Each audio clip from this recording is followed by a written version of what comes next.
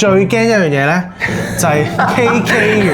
我哋今次呢個海外婚禮需唔需要包來賓嘅所有使費啦、活動啦、交通啦或者住宿咧？結咗婚之後咧，同對方相處有冇咩唔同喎？究竟我哋全個婚禮加晒所有嘢，究竟係幾多錢咧？住宿啦、嘢食啦、裝飾啦、攝影啦、佈置啦、花啦，咁究竟 total 係幾多錢咧？就係港幣。Hello， 歡迎翻嚟收睇嘅 channel To Do Chris。自從我哋嘅婚禮片出咗之後咧，每日咧我哋都係沉浸喺大家嘅愛同埋祝福度嘅，所以真係好多謝大家。咁知道大家咧對搞海外婚禮咧都有好多疑問嘅，咁所以我哋之前咧就叫大家盡情發問啦。咁今集咧終於要拍呢個海外婚禮嘅 Q&A 啦。係啦，咁我哋咧就將所有問題咧歸類咗做4 part 嘅。咁第一 part 咧就會係籌備篇啦，第二 part 咧就會係開支篇，第三 part 咧就會係海外婚禮嘅實行細節篇，而第四 part 咧就係關於我哋嘅個人感受嘅。去到片尾咧，我仲會公開佢嗰張和服相㗎。如果你想知道我哋婚禮嘅所有細節，就記得 like、subscribe 同埋撳埋我哋嘅鐘仔，然後我哋就一齊去片啦。好啦，咁我哋而家就講咗啲準備呢個婚禮嘅一啲問題先啦。咁第一條問題咧就有觀眾問：點解今次我哋揀考嗌咁遠呢？其實泰國其他地方都 OK 啦，點解要再用多4個車程呢？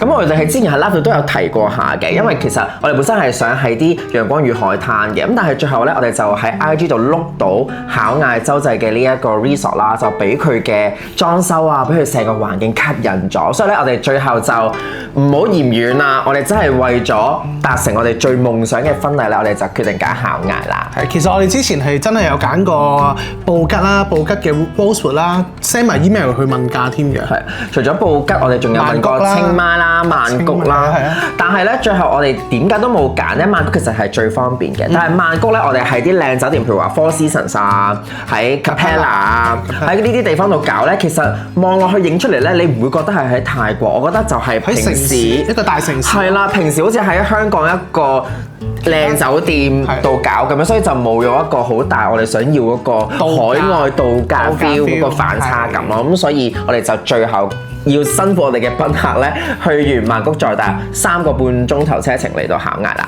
同埋我哋係好似考嗌呢個地方比較獨特啲嘅，好似冇乜人喺嗰度搞個婚禮啊嘛。我哋係啊，因為我哋都係第2 pair 嘅啫。喺嗰間酒店係第2 pair， 係啦，嗰間酒店係第2 pair， 係啦。第二條問題咧就係有觀眾問，究竟我哋今次嘅婚禮咧係自己揾酒店去傾啊，定係有 agent 幫手嘅咧？今次咧我哋除咗考嗌洲際酒店啦，我哋仲揾咗幾間酒店嘅，但係全部咧都我哋自己直接去揾酒店傾，我哋就冇揾過任何 agency 嘅。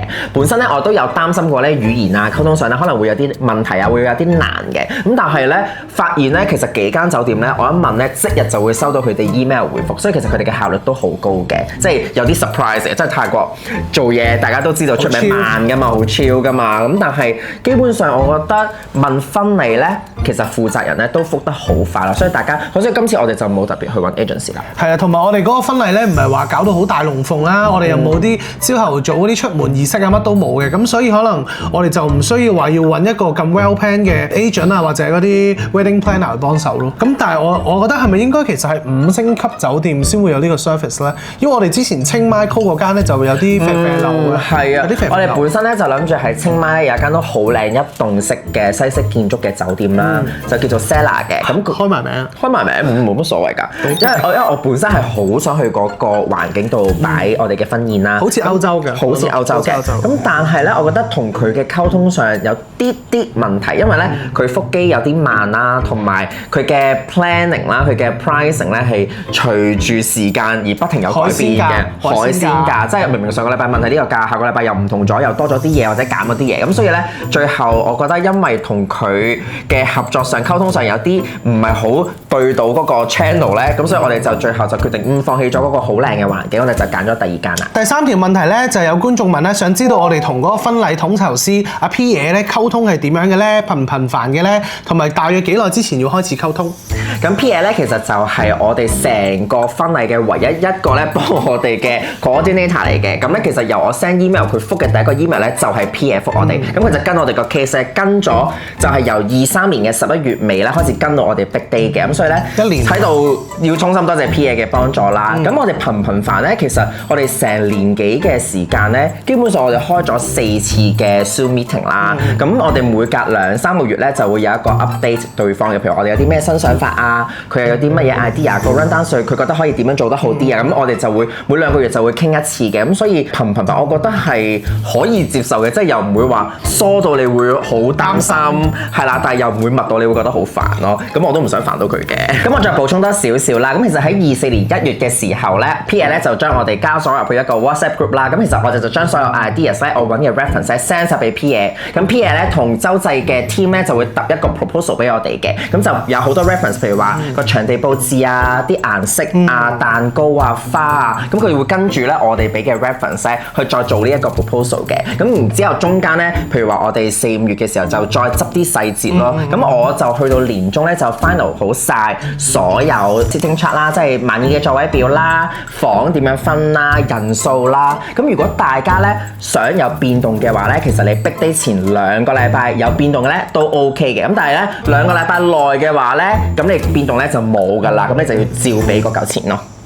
海外婚禮咧有冇人數嘅下限㗎？佢想2個人結婚又得唔得咧？係得嘅，因為咧其實係睇你揀嘅 package 嘅啫。咁佢咧最 standard 嗰個 wedding package 咧，其實咧你係2個人去就已經 OK 㗎。咁佢就包晒你嘅所有環境佈置啦、所有房啦、afternoon tea set 啦、spa 啦。咁呢個 wedding package 咧，其實真係純粹係 for 一對新人嘅啫。咁當然咧，佢係會包含埋其他賓客嘅台凳凳啦。咁但係咧就視乎你嘅 wedding 係想點咧，佢就將嗰個 wedding 咧變出嚟俾你㗎啦。咁所以咧，其實你可以照買個 wedding package，咁但係咧就淨係 for 2個人咁樣咯。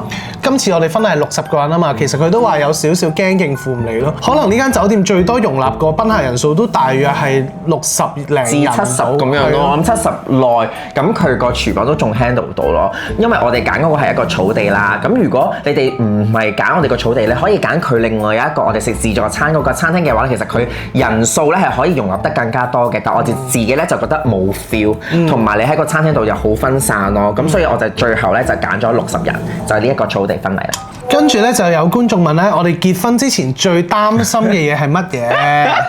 咁我講先啦，其實我係冇嘢擔心嘅，即係我唔會話擔心到時會唔會有啲咩甩漏啊，啲嘢好唔好食啊，大漏衫啊點樣？其實呢啲我哋完全唔 care 嘅。我最驚一樣嘢咧就係 KK 園。係啊，我哋2個都勁擔心，因為咧始終呢排新聞好多啦，仲要我哋係成車所有賓客咁樣朋友啊、屋企人一齊去，我哋真係好擔心成車我哋去 KK 園，勁驚。跟住仲要出發前同阿珍姨飲茶，佢仲喺度講笑，話你會唔會車咗去 KK 園㗎？不過佢話佢自己咧英文又唔識，電腦又唔識，冇乜生產力。但係佢講一講，我又協一協。大家可能去泰國旅行呢排都有啲觀眾都係會好驚啦，KK 園呢樣嘢啦。咁我哋就叮囑咧每一架車嘅賓客咧，千祈唔好瞓覺。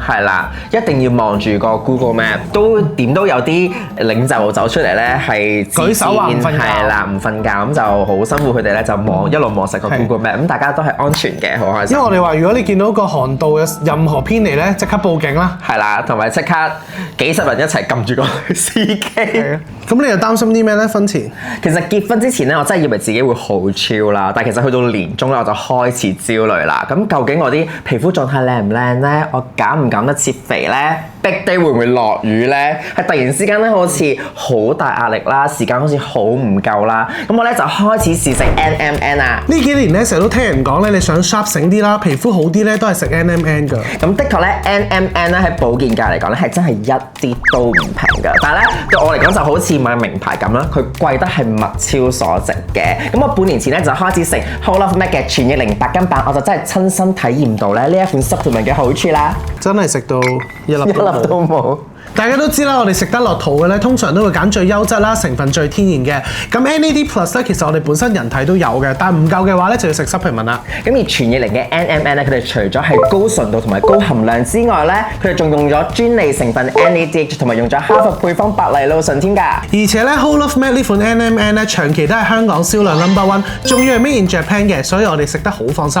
佢仲要特別用咗腸溶膠囊咧，咁就唔需要驚接觸到胃酸之後咧會影響吸收，就可以確保我哋人體咧可以吸收到裡面嘅所有 NMN 啊？因為咧，其實我本身自己有正職啦，我又要處理我哋生意 beauty 所嘅嘢啦，咁仲要去剪 to do crease 啦，仲要搞埋婚禮喎，咁所以其實我食完呢個 NMN 咧，最大嘅感受就係可以幫我叉足電，個頭腦係清晰咗好多咯。同埋咧情緒咧真係冇咁繃緊嘅，我每次食完咧我都會即刻同佢講咧，我覺得我呢一日做嘢咧係極有效率，同埋呢個人好似好 free 啦，好 relax 啊，我有效率到咧婚禮座位表同埋住宿安排咧係我一個人搞掂嘅。知你啦，知你啦。不過講真，食完咧真係可以 keep 到個狀態，同埋我哋最有感受就係 Big Day 嗰日咯。因為我哋完咗之後翻房咧，大家一致認同係唔攰嘅。係啊，Big Day 個係完全唔攰嘅。咁之前咧，我哋開 YouTube Live 嘅時候咧，都有觀眾朋友咧問我哋有冇做過醫美啦。咁其實我哋兩個咧都係冇做過醫美嘅。咁我哋覺得用天然嘅方法 keep 到個靚樣嘅話咧，暫時我哋都唔想掂呢個範疇住嘅。係，所以其實我都好 surprise 咧，我哋用 Beauty Store 嘅產品啦，再加埋食 NMN 咧，係可以達到咧令到人哋以為我哋有做醫美嘅美容效果啊！咁我呢個咧自稱係天然有機美容界嘅達人咧，咁除咗用護膚品之外咧，我真係覺得咧食 NMN 呢半年咧，我皮膚狀態係穩定咗好多啦，塊面咧係咪 keep 到咧係好水感同埋有緊緻嘅，我真係勁開心咧！好多觀眾睇完 pre-wedding 啦同埋 big day 片咧，讚我哋個妝咧係勁靚勁貼妝。嗱，我要重申咧，我哋真係自己化妝，我哋係全日都冇補過妝嘅。仲要咧，我哋前一晚咧都唔係好夠瞓啦，咁但係咧都冇影響到我哋個皮膚啦，同埋上妝嘅效果。我逼啲嗰日咧，仲要喊到肥啲肥咧，都冇甩妝。係同埋我哋剪片嘅時候咧，我哋真係 zoom 近咧 zoom 啲片啦 zoom 啲相咧，我哋個妝咧都 keep 到好靚好貼嘅。仲有咧，佢哋都話咧食 NMN 咧，其實對頭髮健康咧都好有幫助㗎。嗱，大家見到我咧逼啲嗰條片一起身，嗰堆咁厚咁濃密嘅癲雞頭咧就知啦。結完婚翻嚟咧，我哋又要忙住剪片啦，又要搞 beauty 套裝嗰啲嘢啦，所以我哋翻到嚟咧都有 keep 住每日食2粒嘅。係啦，如果大家有興趣嘅話，就記得去萬寧買啦。我今日未食，你食咗未啊？跟住咧之後就到大家最關心，亦都係最多人問嘅一條問題，就係我哋個婚禮究竟使咗幾多錢啊？係啦，其實咧我哋好開心嘅，我哋咧其實真係唔係使咗大家預想中咁多嘅咋。有嚟到嘅 friend 咧問我哋今次嘅婚禮使唔使使咗7位數字？冇咁多錢，唔使嘅7位數字嘅我哋就搞唔成㗎啦。呢個婚禮係啦，咁事不宜遲啦，就逐項咧同大家講，我哋每一個 service 啦，每一個 package 係幾多錢啦。咁第一個咧就係咧洲際巧藝 Resort 裏邊嘅 Wedding Package Basic 款咧係幾多錢嘅？咁咧佢就係計埋稅啦，計埋服務費咧就係294250泰銖嘅。咁即係大約港紙66000到啦。係啦，對，即係66000，其實比我想象中平嘅。咁呢個 Wedding Package 咧其實係包咗20個 item 㗎。咁第一樣嘢咧就係我哋兩個都好有共識嘅，就係一定要鮮花。係啦，因為咧其實之前聽好多朋友講咧喺香港度搞婚禮，如果要用鮮花嘅話咧係天價嚟嘅。咁所以咧以66000呢個 package 裏面其中一個 item 係鮮花咧，我已經覺得係抵晒㗎啦。因為其實佢個鮮花都包咗好多樣嘢啦，例如我哋去草地行禮嗰個好大嘅拱門啦，花拱門啦，仲有好多8個嗰啲花嗰啲 stand。係啦，即係咧2排賓客嗰啲凳隔離嗰座花咧，其實都包埋啦。咁然之後就係啲賓客喺草地上面坐嘅凳啦。花球包唔包啊？花球包。因為我哋係比較特別啲嘅，因為我哋2個新郎啦。係啦。平時新娘都係1個花球，我哋就 request 要2個，咁佢都包埋嘅。咁另外仲有你見到草地上面咧，我哋行嗰條 aisle 咧，咪已經鋪咗好多花瓣嘅，咁嗰啲咧都包埋嘅。仲有呢啲賓客咧審花瓣嗰啲花瓣嗰啲桶咧，佢哋都包埋嘅。同埋咧包埋4大長老嗰個花花襟針啦，同埋2個花童嗰啲花籃入邊嗰啲花花都包埋嘅。係啦，咁除咗花之外咧，啲賓客嚟簽到嗰張台啦，上面嘅所有裝飾啦，所有俾賓客玩嗰啲嘢咧，佢哋都包埋嘅。不如攞出嚟俾大家睇下。好啊，我攞咯。跟住咧，仲有包埋嗰個好大坐地嘅 welcome sign 啦，所以咧係超靚超抵嘅。咁我自己都好 surprise 嘅，因為其實我哋係冇乜 idea。我之前咪講話我哋嗰個婚禮咧係唔需要有合照嘅，咁但係咧佢哋都搞盡腦汁咧，令到嗰張簽到嗰個台咧係有多啲花款。咁佢哋咧就 send 咗好多 idea 俾我哋去揀。咁呢個咧係其中一個 idea，我覺得好靚啊！大家見唔見到啊？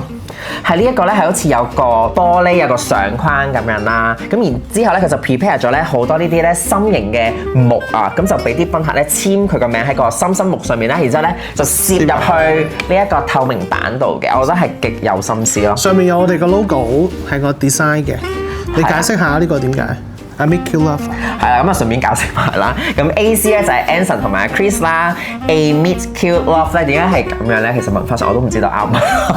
但係咧 meet cute 就係一啲好浪漫啊、好喜劇式嘅一個邂逅。其實酒店嗰邊咧係俾咗好多個 option 我哋揀嘅。開頭我哋以為係可能4個入邊揀一個，咁但係最後佢係4個都俾晒我哋，係咪？係啊，仲有啲即影即有嘅框框啦，就可以俾賓客咧影完即影之後咧就夾喺上面啦，留為紀念啦。然之後仲有個咧係玻璃樽嘅，但係嗰個咧我哋就冇要。太重啦，同埋太重我哋寫錯串錯你個名，串錯咗個名，佢轉咗做 CHIS，咁所以嗰個樽我哋就冇要到嘅。但係嗰個咧就係俾佢就 prepare 咗好多紙啦，就俾賓客寫佢啲感言啦，然之後就捲埋佢攝入去個玻璃樽度咁樣嘅，好似嗰啲咧漂浮嗰啲瓶咁樣咧，就攝晒入去啦。咁我哋就攞晒啲紙出嚟，但係就冇要到嗰個樽嘅。所以其實我哋都好 surprise 佢係包咁多呢啲濕星嘢咯。係啊，呢啲係我哋真係冇俾個心機落去咧，佢就幫我哋處理好。因為我哋覺得冇都得嘅，其實係啊，因為到時都係望我哋個，唔係，但係都好嘅，即係起碼賓客等我哋出場嘅時候，佢哋有啲嘢做，有啲細藝做係啦，係啦。咁呢個 package 仲包咗啲咩咧？嗱，而家我哋都仲係講緊66000呢個 package 裡面嘅嘢啊嚇，咁咧佢仲包咗咧2晚我哋最高級嘅嗰個好長嗰間房，係啦 Railcar 嘅 Pool Villa 啦，咁佢另外咧仲 special 送多咗1晚俾我哋嘅，因為我哋提早1日去影 pre-wedding，係啦，所以咧 total 3晚咧佢都 free 咗俾我哋嘅。咁都幾抵啊！其實你租1晚嗰度都幾多錢啊？幾千蚊㗎，係幾千蚊1晚走唔甩㗎。係啊，所以其實都好開心，係抵嘅。跟住咧，其實酒店仲包埋一個2磅嘅結婚蛋糕，即係2層有啲花花喺上面嗰個。係啦，係真蛋糕，即係唔係嗰啲發泡膠裝飾切落去嗰啲咧。咁嗰個蛋糕咧，我都覺得係好有心嘅，因為咧佢又係 send 咗啲 reference 俾我哋揀，咁我哋就揀咗一個好 clean，但係咧有一朵好靚嘅牡丹花。我係覺得現實中嘅還原度咧係好高嘅，係好。仲有啲金箔，係咪有啲金箔喺上？係啊，我覺得好靚個蛋糕，我哋攞嚟做 thumbnail，所以嗰張相係咪啊？即係我哋有啲煙花喺度切。係啦，所以成個 setting 係超好嘅。咁酒店咧其實仲包埋咧係佢哋專屬嘅一套結婚證書，等等就係咁啦。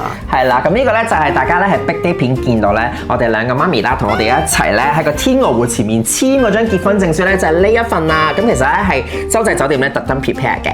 咁佢上面咧有我哋個 logo 啦，有晒我哋個名啦，咁樣好似真正式啊，係啊，做到好有儀式感啊。係啊，因為咧。我諗酒店都知道我哋今次嘅結婚係冇法律效力啦，但係咧佢都想有呢一個環節，所以佢就特登 prepare 咗呢個 certificate 俾我哋啦。跟住佢仲包咗呢個好重要啊，係啊，係勁超嘅，每人120分鐘嘅洲際考藝 resort 嘅 spa，就係嗰個 back on track 嗰個 spa 咧，其實單就咁 book 嘅話咧，都要千幾2000蚊㗎，係啊，但係酒店級嘅享受，我覺得係超值嘅。又包埋 spa。即係好少聽到結婚包嚟做 SPA，真係好少聽到。咁另外咧，仲會包埋呢一個酒店 prepare 俾我哋嘅結婚禮物嘅。咁我諗結婚禮物就係嗰對天鵝公仔啦。我有攞俾大家，重溫一下，好多嘢攞。係啊，好多，因為其實好多小心思，好多小驚喜嘅。另外咧，仲有 decoration 啦，就係房裏面嘅 decoration 啦，即係嗰啲葉啊，嗰啲花花砌我哋個名出嚟嗰啲啦。等等啊！食啊，我哋食啊！跟住咧，同埋即係譬如 P.A. 特登 prepare 嗰啲雞蛋花喺個洗手盤度咧。雖然我覺得呢個係 extra 嘢，但我都當包埋落去啦。係啊，呢個係我自己嘅小要求嚟嘅，係啦，小心思啦，係啊。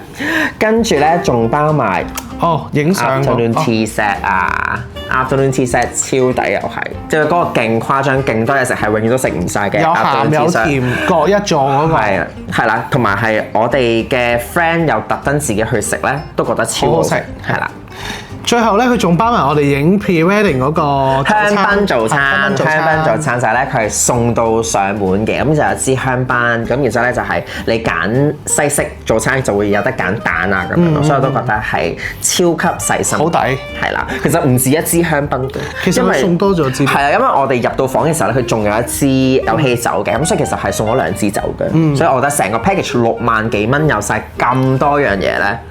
我覺得係比我想象中平好多，所以基本上我一收到 email 咧，我哋兩個見完個 price list 咧，好啦，就呢間，係啊，真係太抵太吸引啦！咁除咗以上我哋所講6萬幾蚊嗰個婚禮 package 之外咧，其實我哋加下都加得好多嘢，我哋呢樣嘢又想加下啦，個裝飾又加下啦，我哋都加到幾豐富嘅啲活動。第一個咧就係我哋嘅證婚儀式之後咧，其實我哋同啲賓客影 group photo 嘅同時，喺草地上面咧有一個1個鐘頭嘅 cocktail party 嘅。咁嗰個 cocktail party 咧就每人咧就1200匹左右啦，咁即係為到港紙300蚊啦。係啦，咁我哋 total 嘅人數咧就係用咗74400匹，咁就為到港紙16蚊到啦。係啦，咁我都覺得係抵嘅。點解？因為佢包好多嘢，佢包咗有5款小食，我哋揀嘅，我哋自己揀嘅。佢好似有20-30款俾我哋揀5款。係啦，同埋係所有賓客都話好好食，但我哋兩個就冇食到，太忙啦。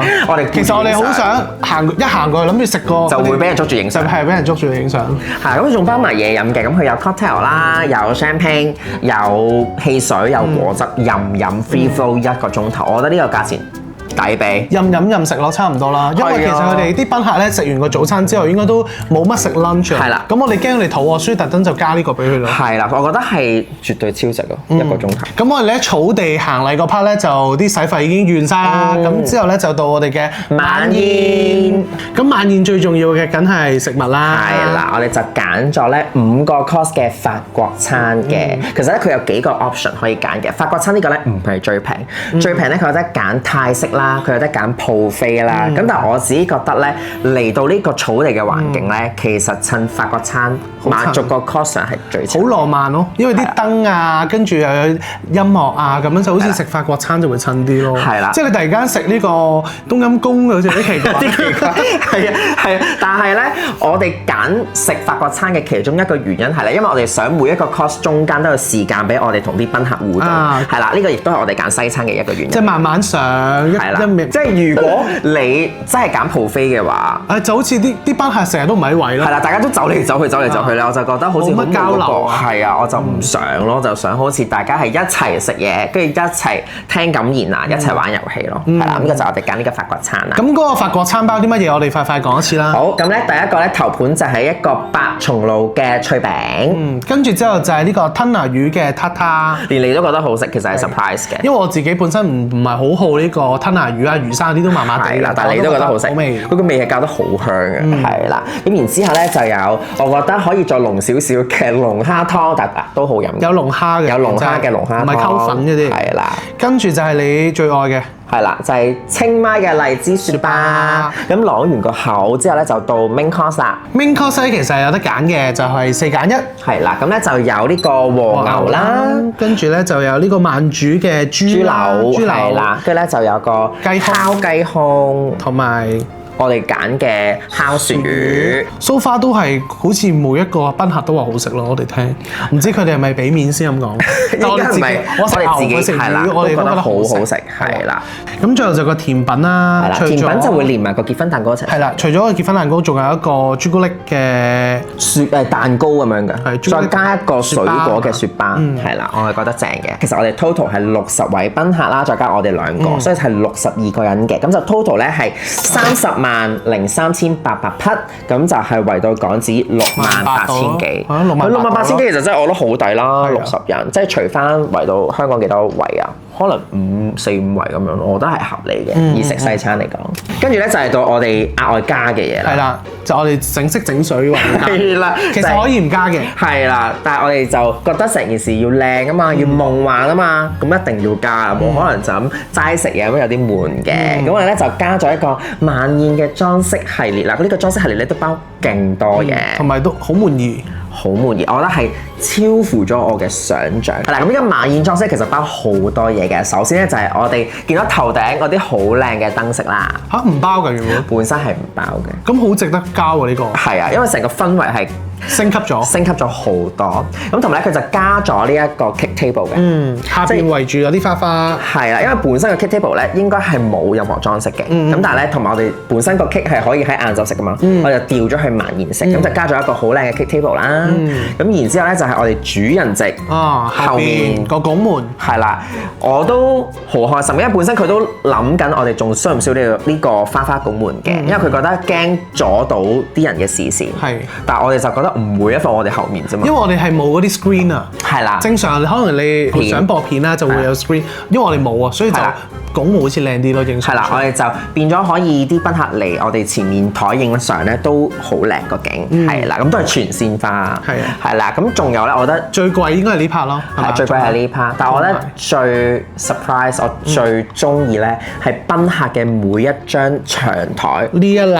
係嗰一粒中間嗰一粒鮮花，再加咗我係冇預計過佢會有嘅蠟燭燈飾，係假蠟燭嚟嘅。但係佢嗰個裝飾咧係好靚，係極切合我哋嘅主題啦，係勁啱 feel，因為佢啲燈咧射出嚟咧都係黃色燈，所以成個 feel 係好夢幻咯，好夢幻，好似係個兩個王子結婚。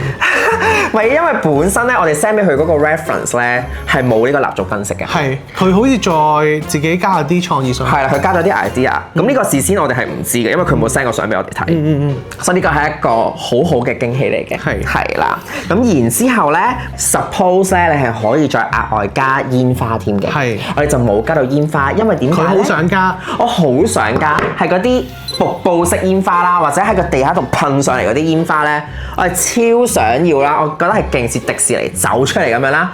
唔係，其實係似東華三院歡樂滿東華咁樣啊，不停噴啲煙花瀑布都。我覺得係好靚，但佢話靚啦，但其實佢最大嘅原因唔係靚咯，係佢驚啲煙花咧會彈到佢喎，所以咧佢就決定唔加啦。咁我都可以咧講埋俾大家聽咧，如果加煙花嘅話咧，其實咧係一啲都唔貴。即係講緊勁誇張嘅瀑布式煙花咧，其實都係加大約1萬匹左右嘅啫，即係2000零蚊港紙，你就可以有煙花後邊度爆啲煙花。係啦，咁即係我哋就冇，但係就冇。觀眾你哋評下你啊，你哋覺得手拎嗰啲仙女棒靚啲啊，定係呢啲瀑布靚啲？係啦，咁但係唔緊要，我哋最後都揀咗仙女棒，大家啲賓客可以一齊玩。係啦，咁仙女棒咧係要額外俾錢嘅，咁我哋就揀咗60支仙女棒，咁呢個咧係特長仙女棒，仲要咧佢每一個仙女棒咧都有啲 label 嘅，有我哋嘅 logo 啦，所以我覺得係好靚嘅，係啦，超 sweet 嘅。呢個就要係100匹。係100匹一支嘅，即係圍到25蚊港紙一支，係啦，咁就圍到港紙咧1350蚊 total，係啦，60支仙女棒抵俾嘅呢個，係啦。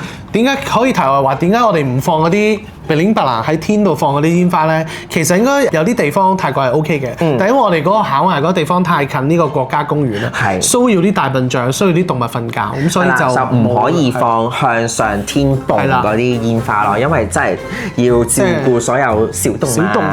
咁以上我哋所講嘅所有晚宴嘅裝飾啊，連埋仙女棒啊，係幾多錢咧？咁就大約係74000匹嘅，係圍到港紙17000蚊左右啦，係啦。我覺得係又係值得加㗎，全鮮花乜都加啦，有得加就加，有得加就加。咁講完嘢食啊、裝飾之外咧，咁我哋都想個晚宴咧有 feel 啲啊，同埋啲賓客邊食嘢咧都有啲 relax 啲，有啲享受㗎嘛。係啦，咁我哋咧就特登請咗一個3個鐘頭嘅 live band 嘅，第一就係見到咧，我哋逼佢陪我哋玩個估歌仔遊戲，嗰個泰國嘅女歌手係啦，咁我哋就 book 咗3個鐘頭啦，咁就係35000泰銖，咁就圍到7871蚊港紙嘅，其實係貴嘅，我覺得。係貴嘅，但係我覺得值得嘅，因為我覺得成個 feel 有 live band 嘅話咧，成件事係升華咗嘅，好過你當然你可以就咁播 CD，但係始終嗰個感覺個互動係冇咁高咯。但係佢唱到都好似 CD 咁咯，行走嘅 CD，行走嘅 CD，我哋以為未必播緊 CD 啊，但係其實佢唱緊 live。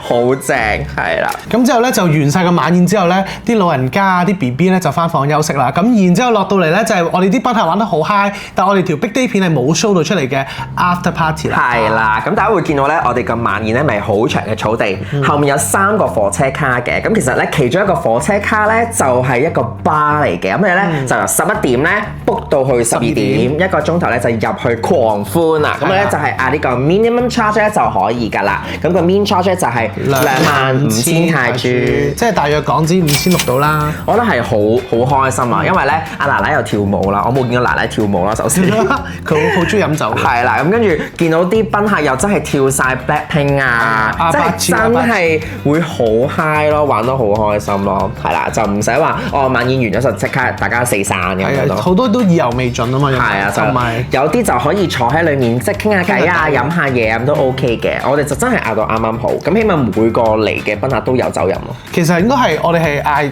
嗌唔夠 min charge 添啊，臨尾係特登嗌多咗幾杯就可以攞翻房飲，攞啲啤酒攞翻係啊。因為佢入邊啲單價唔貴啊，啲酒係啊，好平就你 cocktail 其實都係幾十蚊至100蚊一杯咋，我哋好盡力咁樣嗌咯。係啊，好啦，咁我哋咧成個 Big Day 嘅由草地啦，跟住咧去到晚宴啦，再去到 after party 嘅使費咧就完晒啦。係啦，咁跟住咧就要講我哋成個婚禮咧最貴嘅一個 item，就係住宿啦，係啦，因為咧我哋係包咗所有嚟嘅賓客咧2晚喺呢個 resort 裏面嘅酒店房嘅，咁呢個成個 total。62人嘅酒店房係幾多錢呢？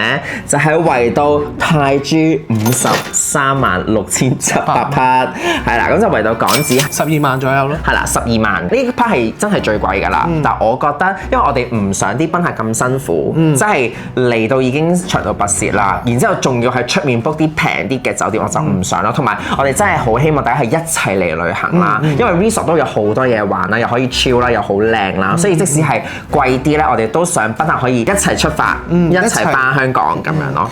咁同埋呢度係包2晚㗎嘛？係啦，包2晚。其實每晚嘅每一間房係大約7900匹嘅，咁就7900匹2個人咯。一間房大約1000尾啦，1000尾咁就2個人咯，係啦。咁我覺得係合理嘅周濟咯，我覺得。同埋開心嘅，因為你食早餐又會見到啲賓客啦，可能你去晏晝去踩下單車去散步啊，都會見到佢哋，即係好似一個社區都係我哋包起咗，所以係好開心嘅。同埋咧，題外話可以講少少咧，呢12萬其實咧仲包埋每一個賓客咧朝頭早有個早餐食嘅，係啦，早餐 buffet 2日都有，同埋酒店其實安排咗好多小活動俾啲賓客㗎，係啊，例如有啲瑜伽班啊，不過要7點鐘起身啦，跟住仲有啲放生啊、釣魚啊，整下咖啡磨砂，係啊，所以其實係好豐富嘅，好多活動玩嘅，就大部分都免費嘅，係啦。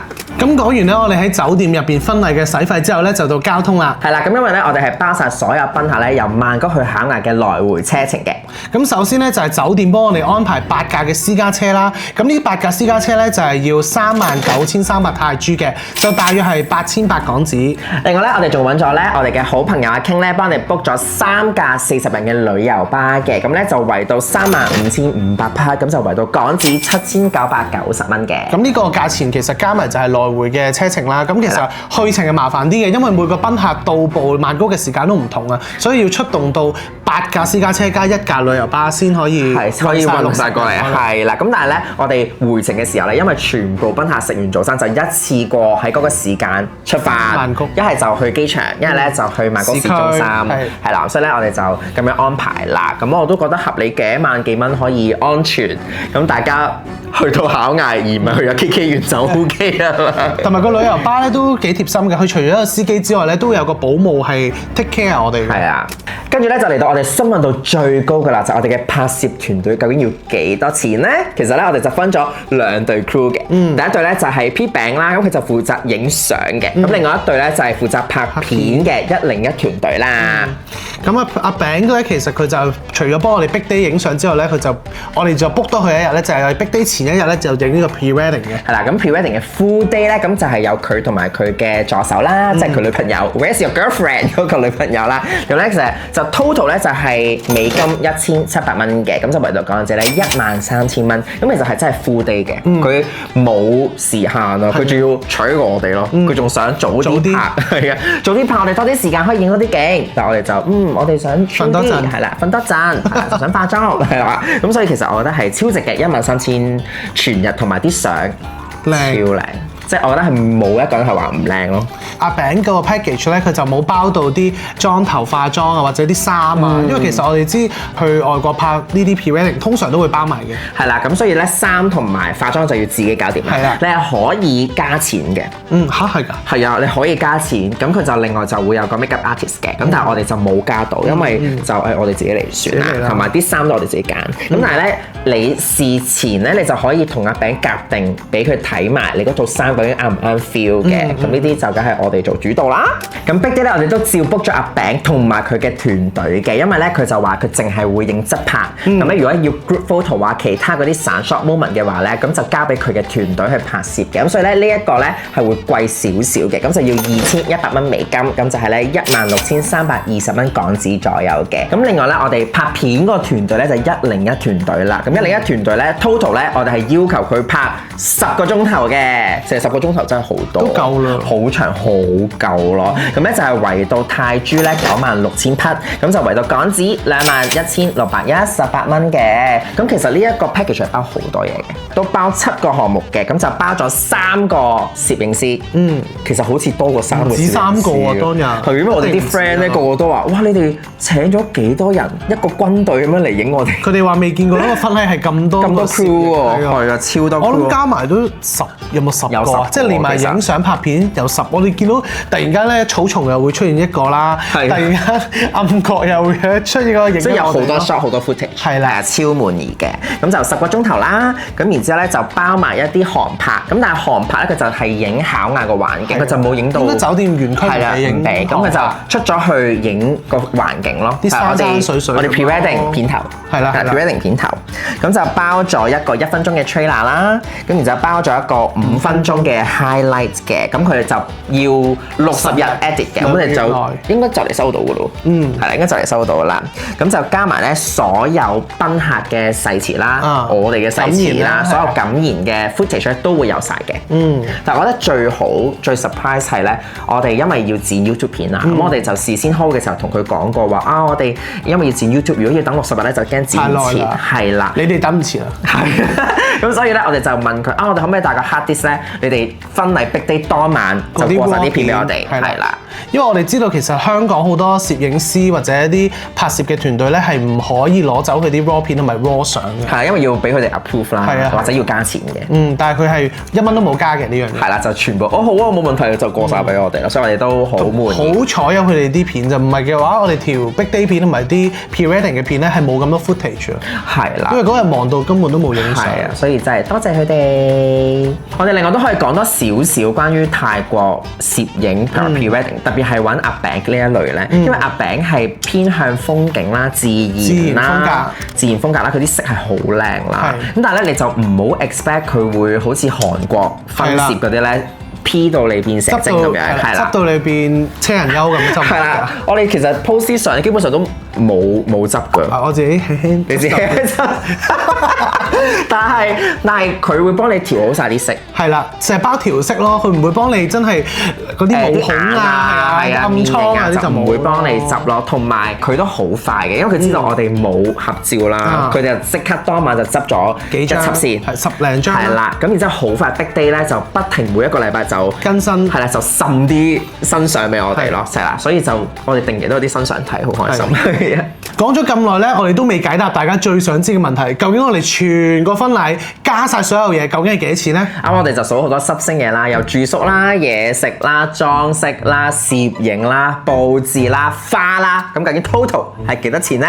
就係港幣380198蚊，係啦，我自己覺得好抵啦。OK 嘅，我覺得即係聽落去，我覺得係好多朋友都好 surprise。好多朋友撇除嗰個估7位數嗰個啦，其實好多結過婚嘅咧都估起碼要60-70萬走唔甩。係啦，因為個市中環境好靚啦，好夢幻啦，仲要包住宿，大家會覺得聽到包住宿就係一定係超級貴嘅。咁我覺得加埋，因為其他嘢比較平，所以就拉 curve 係啦，拉 curve 就會變咗好合理咯，成件事。咁當然啦，香港搞婚禮可能就會請到更加多嘅賓客。咁如果你真係有100幾200人嘅話咧，咁個價錢就一定唔係呢個㗎啦。咁因為我呢一個大家記住啦，呢一個價錢係60人賓客再加我哋2個，係啦。咁所以你就大家 keep in mind 係啦。好啦，我哋答問題咧答到而家天都黑，我哋食埋飯翻嚟繼續拍，因為實在太多問題啦。跟住咧呢條問題咧，其實都好多觀眾朋友想知道嘅，就係究竟咧我哋今次呢個海外婚禮需唔需要包來賓嘅所有使費啦、活動啦、交通啦或者住宿咧？咁我哋今次嘅婚禮咧，其實就包咗賓客嘅住宿啦，我哋包咗佢哋 big day 嗰晚嘅 dinner 啦，包咗2日嘅早餐，同埋來回曼谷考雅嘅車費嘅。因為咧，我哋其實都有參考過其他嘅 reference 啦。咁其實有啲新人咧就會可能淨係包機票，有啲淨係包住宿，有啲咧2樣都包，甚至有啲2樣都唔包嘅。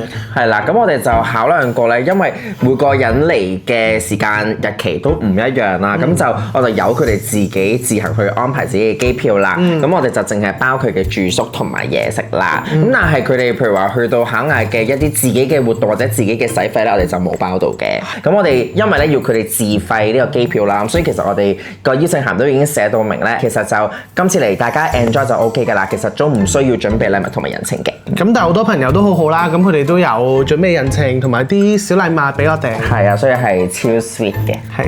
跟住咧有個觀眾問咧就係、究竟喺泰國搞婚禮咧，比起喺法國古堡搞咧，係咪平啲咧？個比率係幾多咧？咁我諗呢個觀眾應該係有睇我哋個 live 嘅，因為我哋就有提到其實4年前咧，我哋本身就諗住喺法國嘅巴黎嘅 Ritz 嘅酒店都係酒店，唔係古堡嚟嘅。唔係古堡嚟嘅，但係靚到好似古堡咁喎。係啊，係啊，咁係好高級嘅酒店啦。咁其實我哋就已經 book 晒所有嘢㗎啦。咁嗰陣時咧係好貴嘅，係好貴。我哋就係攝影師 book 咗都5-6萬啦，跟住場地都已經20萬啦。但係個場地係講緊個嘢食乜都未包，係啦，同埋係得20個人左右嘅啫，係20至30個人嘅已經。我諗可能喺法國搞會貴1倍。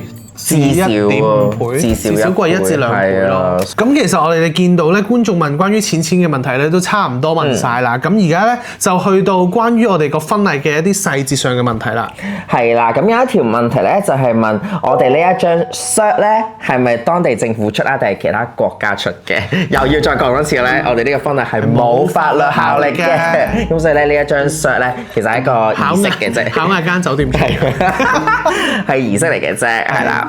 咁其實仲有人問啦，就係話，咦，其實泰國咧都就嚟同志婚姻都合法化啦，點解我哋唔等多陣咧？同埋係咪唔係泰國人都可以喺泰國簽字咧？之後呢一個咧，因為我哋就係實在太多未知之數。首先我哋唔知道佢幾時會可以實行啦。好似係今個月底咯，我啱啱 Google 一下，係咪啊？但係究竟可唔可以係海外嘅人都可以喺當地度可以簽字得到政府承認，亦都係未知之數。上網揾都揾唔到啊！係啊，因為實在有太多國家係，即使佢當地係允許同志結婚啦，但係咧一係你就要其中一個係當地人，你2個海外嘅話，其實真係好少國家可以 support 到呢一樣嘢。咁所以歐美國家比較多咯。係啦，咁所以我哋為免再等啦，同埋都其實都等咗4年啦，所以我哋就決定呢個11月30號就我哋因為最重要，我哋始終都係覺得嗰張紙真係唔係太重要嘅，最重要係我哋嘅心咯，係啦，我哋嘅心同埋同屋企人嘅一個 party 咯。咁我哋都有計劃，我哋今年會補簽翻呢個儀式嘅。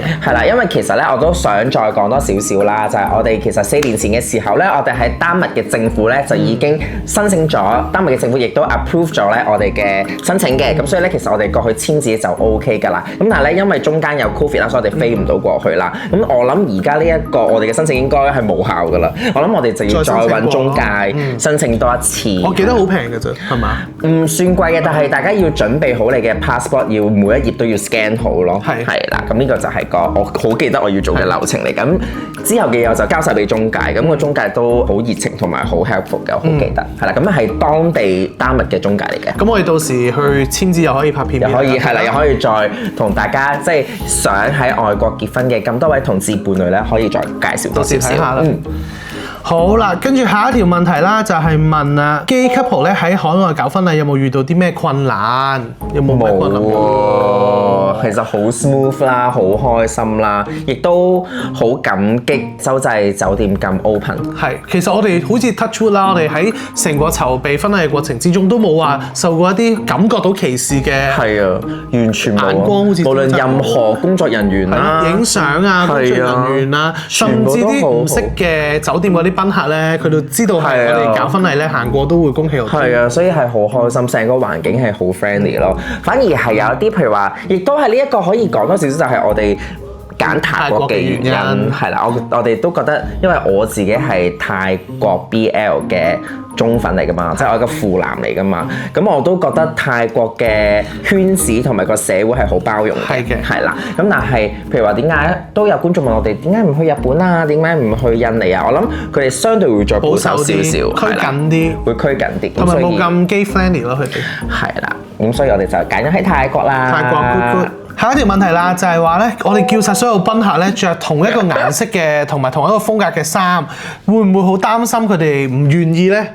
冇咯，因為請得嚟嘅全部都係我哋最 close 㗎啦，你唔會夠膽唔願意咯。佢哋係有怨言嘅，係啦，因為咧我哋要黃色啦，咁但係佢哋就成日都喺度呻話黃色好難買啊，黃色好難襯啊，顯到個人好黃啊。I don't care。嗰日最緊要係我哋兩個靚啫嘛，OK？你哋就係陪襯我哋靚咯，所以其實我哋從來都冇 care 過佢哋嘅感受咯。但係結果論，我哋啲相係好靚咯，黃色真係好襯嗰個地方。係啊，所以同埋大家都着得好靚啊，黃色都唔難襯啊，其實唔難啦。其實我哋之前係轉過幾個嘅，其實追溯翻啦，我哋一開頭咧其實冇諗住有任何 dress code 嘅，係啦。不過見到我好似見到邊個咧，吳千語嘅婚禮好似係，佢好似係粉紅色嘅。咁我就突然間同佢講，哇，好似有同一個色系都好靚喎，啲賓客嚟到。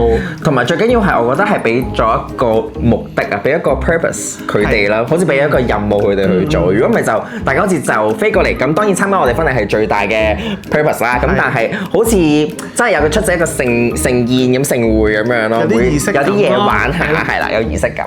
好，跟住下一條咧就係問有冇賓客咧臨時加入或者退出，你哋如何處理？心態上如何調整？我唔想變師，我唔想喺鏡頭前面變師，咁但係我阿哥咧就出席唔到啦，因為佢個 passport 過期啦。咁而佢表舅父咧就唔知醒，所以嚟唔到。係啦，咁但係都冇辦法。我覺得心態上點樣調整啊？一開始我係覺得咁，其實真係冇辦法。Show must go on。咁但係知道我阿哥係好愛我嘅，佢係我記得佢係我哋做緊前一日做緊個 SPA 嘅時候咧，就不停奪命追魂 call。係啊，突然之間 video call 我喎，咁我就做完個 SPA 之後就即刻懵懵鬆鬆咁樣啦，跟住佢就一開嘅時候就即刻極度懊惱嘅樣啦。我有個壞消息要話俾你知啊，我仲好記得。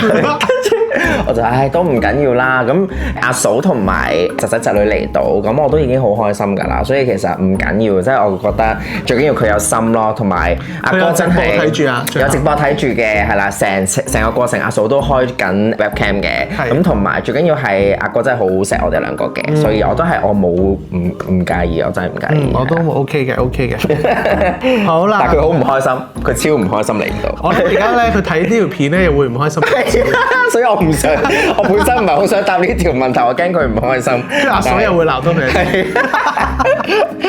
好啦，下一條問題咧就係問我哋安排房間嘅時候咧，有冇徵詢過賓客嘅 preference？冇啊，情侶都係一 pair 咁。或者 friend 我會夾埋一齊咯，即係如果唔係 couple 咁樣嚟嘅，盡量我知道係一 group friend 我都會安排佢哋一齊住。題外話，因為我哋今次啲房型咧係有啲係雙人房啦，最多係雙人房啦，咁有啲咧係四人房，即係碌架床咁樣嘅。但係咧佢個房係大啲嘅，可能有啲有泳池咁樣。係啦，咁所以其實有唔同房型去揀嘅，咁大家就可以因應翻當地嘅酒店，睇下佢提供到幾多間房俾你，你再去安排咯。我就覺得安排房其實就唔太難嘅，安排房唔太難。啱啱好係咪都係雙數啊？因為雙數都係啱啱好係雙數，咁都易搞嘅。跟住咧就有觀眾問我哋究竟今次婚禮嘅 run down 係點樣安排嘅咧？其實我哋本身都冇乜 idea 㗎，總之我哋就係要好好 chill 啦，有好多時間去講感言啦。係啦咁我哋就將我哋呢個要求咧就同咗 P.A 講啦，因為咧始終我哋未去過考嗌咧，又唔知道日落係幾時啦，我哋又唔知道佢哋上菜嘅時間要預幾耐啦。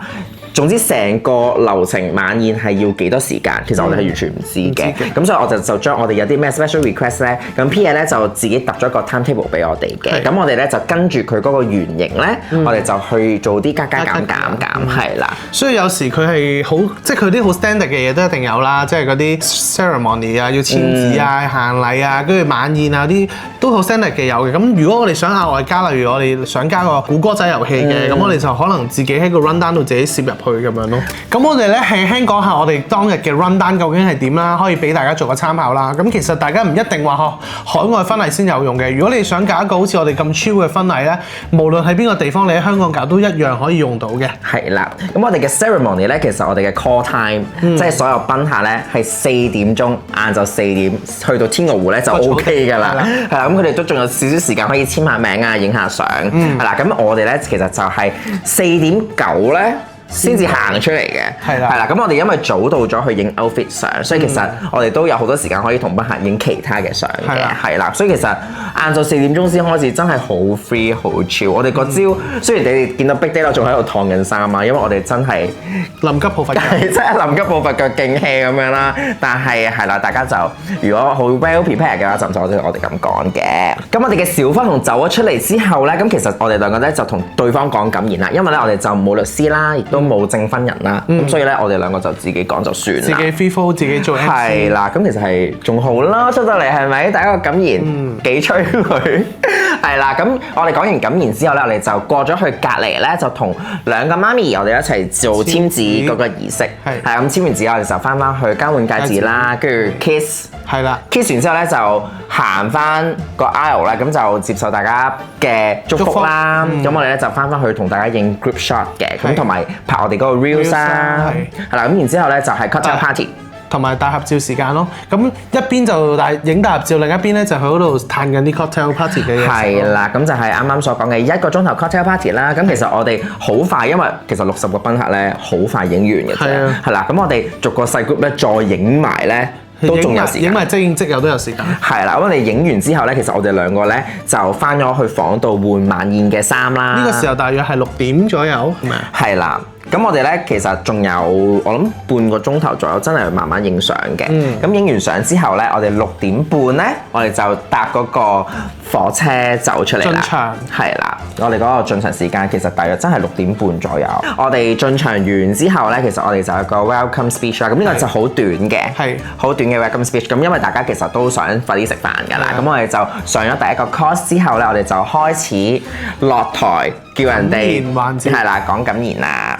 咁其實一路咧都係食完第二個 course， 係啦，食完第二個 course 咁咪又再感言啦。咁所以大家會見到我哋有好充裕嘅時間，不停食嘢感言，食嘢感言，食嘢感言咁樣咯。係啦，因為咧我哋就冇準備到成長片段嘅。係啊，成長片段冇準備啦，仲有啲咩早拍晚播又冇啦。係啦，因為大家嗰陣時其實我哋最想嘅目的都係想同大家有個互動啦，同埋想聽即係將自己心裏面嘅感受同所有賓客去講，咁所以我哋就將呢啲環節我哋都 cut 咗。平時都見我哋見得多，大家都由細見到我大㗎啦，所以就唔需要成長片段啦。咁咧，我哋中間就係我哋兩個對媽咪嘅感言，係啦，咁呢個就係好催淚啦。咁講完對媽咪嘅感言咧，我哋就上 main course 啦。咁 main course 食完之後咧，我哋就有個遊戲嘅，咁就係估歌仔。咁估完歌仔之後咧，我覺得呢一度咧，我要讚一讚，因為其實我係完全冇 concept 嘅。但係 P.A 同我講，其實咧究竟西式嘅婚禮咧，我哋切蛋糕係點樣咧？因為我參加香港嘅婚禮咧，多數都係一開始敬完酒就要切咗蛋糕先嘅。咁但係呢度咧就調翻轉嘅，我哋個結婚蛋糕咧係留到上 dessert 之前咧，我哋先至去切嘅。咁同埋我哋準備咗仙女棒嘅，攝影師又好好，因為咧根據佢嘅經驗咧，佢就如果60人一齊玩仙女棒嘅話，其實影唔到嘅，係啦，係影唔到，因為有啲可能點着咗已經爆緊啦，爆完咧，但60個都未點，係啦，咁所以咧就我哋就select咗20個賓客咧，就圍圈，係啦，咁就圍圈圈啦，咁佢哋就點咗仙女棒先，咁我哋咧就係進場啦，咁跟跟住咧又切蛋糕一齊切蛋糕，咁就影咗啲好唯美嘅畫面。咁跟住咧，我哋切完蛋糕就開香檳啦。係啦，係啦，咁呢個我覺得係幾好嘅，即係有佢哋專業嘅意見俾到我哋咧，就可以創造咗一啲咁靚嘅畫面出嚟。咁然之後咧，呢個時候係幾多點左右咧？呢個時候係9:09， 9:09左右9:09都尾聲㗎啦，玩其實都尾聲係啦。咁跟住咧就係開完香檳之後咧，我哋就上甜品啦。咁上完甜品咧，我哋就跳舞啦。因為我哋有個好大嘅心願係要跳，佢已經係好似冇講過呢個，冇講過。因為佢喺呢個婚禮前嘅幾個月咧，就已經喺唔同嘅 group 咧，就通知我哋啲賓友，佢到時一定要跳呢個藤井風嘅一首歌。係啦，就係《Matsuri》，咁就係慶典啦。因為我覺得係啦，我覺得慶典呢首歌嘅歌詞係好啱。一嚟我哋婚禮係一個慶典啦，二嚟係想大家真係有呢個咁開心、咁美好嘅回憶咧，可以帶落去。係啦，咁翻到香港咧，每一日都好似慶典咁開心嘅。咁我就因為咧佢有個舞嘅，其實好簡單嘅啫。咁我就 send 晒喺 group 度咧，叫佢哋記得要學。我嘅心願就係同大家一齊跳 Matsuri。佢想扮佢個 MV 啊，藤井風喺前邊，跟住後邊咧一個三角形咁樣啦，係啦。雖然大家就唔齊，冇練習啊，啲賓客冇練習。其實係有嘅，好有。但係真係好唔齊咯，但係好開心嘅，因為見到嫲嫲又有跳啦，係啊 ，B B 又跳啦，個個都唔識跳都起碼喐下隻手，係啊，所以好開心。多謝藤井風，多謝男神，係啦，咁啊大家都好好嘅，俾咗呢個回憶我啦。咁跟住我哋 first dance 其實係跳True Love Kiss 係 Enchanted 嗰套戲嘅主題曲嚟嘅 True Love Kiss， 跟住我哋就火車圍圈圈咁樣跳咯。係啊，題外話，其實呢個時候 Live Band 已經走咗㗎，係咪？係啊 Live Band 已經走咗啦，功成身退啦。咁之後就播啲快歌俾大家跳下舞咁樣咯。我哋播陳慧琳啦，花花宇宙啦，大日子啊，係啊 ，MK 歌又有啲 Pop song 又有，係啦，動漫又有，係咯，所以其實係開心嘅。係，咁跟住之後係咪到After Party 啦？拋花球係拋花球係臨時加㗎，臨時加。我哋本身冇諗住要拋花球嘅，但我哋有2個花球喺度，而在場係啦，在場亦都有好多單身嘅女性，準備好恨嫁嘅女性，係啦，恨嫁嘅心。咁所以咧，我哋就強迫佢哋出我哋嘅花球。仲有2個喎，我哋有2個花球。佢哋好似玩閃避球咁樣啦，但係個個都又係懶怕醜咁樣咯。係啊，但係又矮又細，佢哋先喺度接個花球。係啦，咁其實拋完花球再影一張 group shot， 係都11點啦。係啦，咁就 after party 咯。after party 就係11點至12點。係啦，咁 after party 完，我哋就其實飲完嘢、跳完舞，我哋就翻房就休息咯。好攰啦，大家都係啦，我哋2個但係都好精神嘅，其實都仲好。因為食咗 NMN。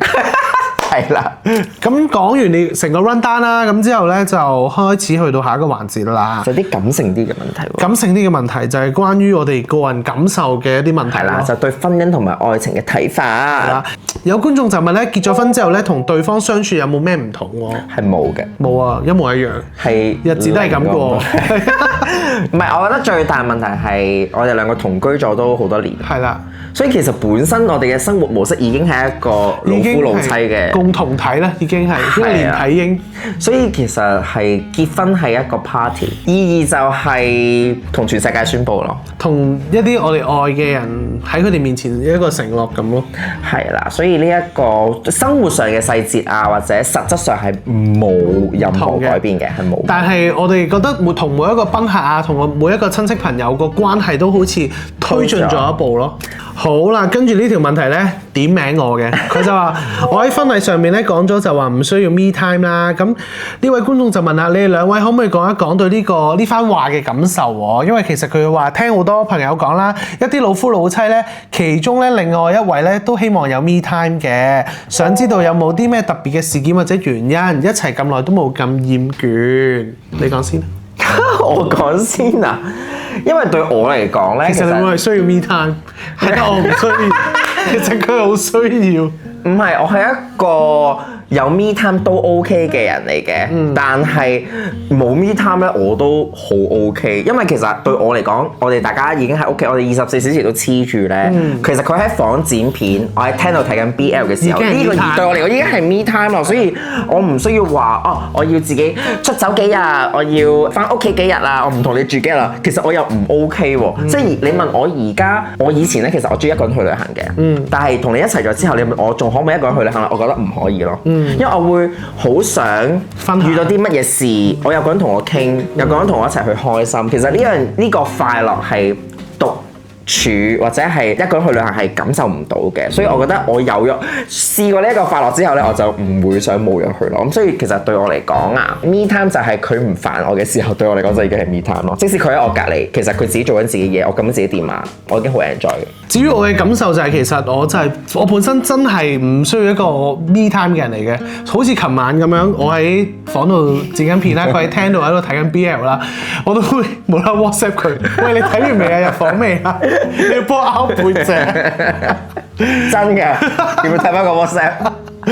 就係咁咯，同埋我覺得即係呢個觀眾問咧，好多老夫老妻都話可能其中一方需要 me time。咁其實我覺得我哋兩個之間實在太多新鮮感啦，因為我哋又自己去搞生意啦，每日都會面對唔同嘅挑戰啦，同埋我哋又一齊搞呢個 YouTube channel 啦，咁我哋又會一齊去 explore 啲新嘅地方啊、idea 啊、影片嘅主題啊，我哋不停都係有一啲新嘅衝擊啊，即係所以我哋唔會覺得話會好悶，同埋冇咗另一個其實係唔成事咯，成件事。係啊，無論係公司定係 YouTube， 真係㗎。冇咗佢嘅話咧，我又唔會自己拍片。係冇咗我嘅話咧，佢又冇我咁靚嘅，冇個咁靚嘅主持。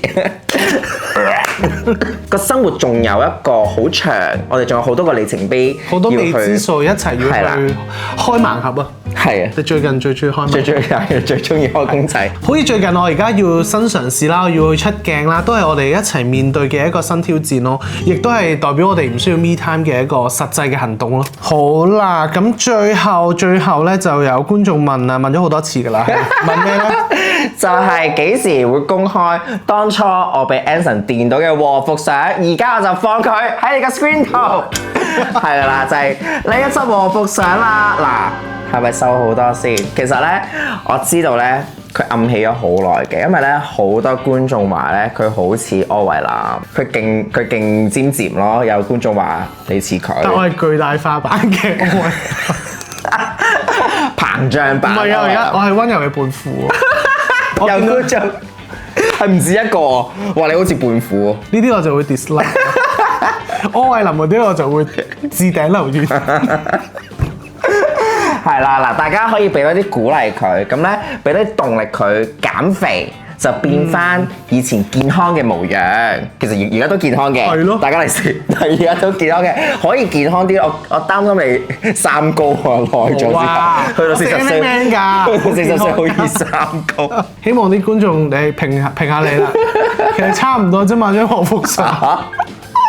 嚇！而家係咪有福氣啲啊？係咪有福氣啲啊？對版就係呢啲咯，唔係，但係我覺得咧，幸福肥係真嘅。係啊，因為其實冇一個動力啊，以前真係要行走江湖要溝仔㗎嘛都，咁真係都要 keep 翻個靚樣嘅。咁但係真係一齊做咧，真係心裏面毫無雜念，真係冇喎。我哋都係俾對方睇啫，算啦。所以就慢慢就互相放縱，慢慢食宵夜咯。係啊，拍完條片一陣又食宵夜啦。係啊。咦，好似啲問題都問得七七八八，差唔多咯喎。係啦，咁希望咧，我哋今次呢條海外婚禮 Q&A 嘅片咧，可以幫到大家了解更加多咧喺外國搞婚禮嘅一啲細節啦。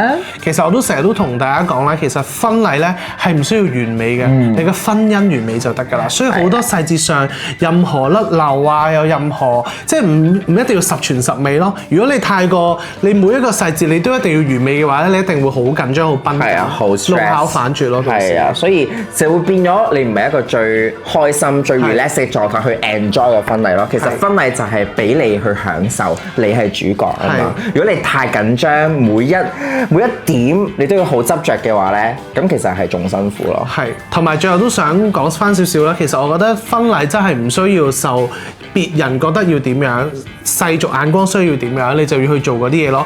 婚禮始終係你哋兩個人嘅事，一定係根據你哋兩個人想點就點咯。係啊，所以係冇一個 standard run down 呢一樣嘢。係啊，係啦，最緊要係你哋個婚禮想點就點。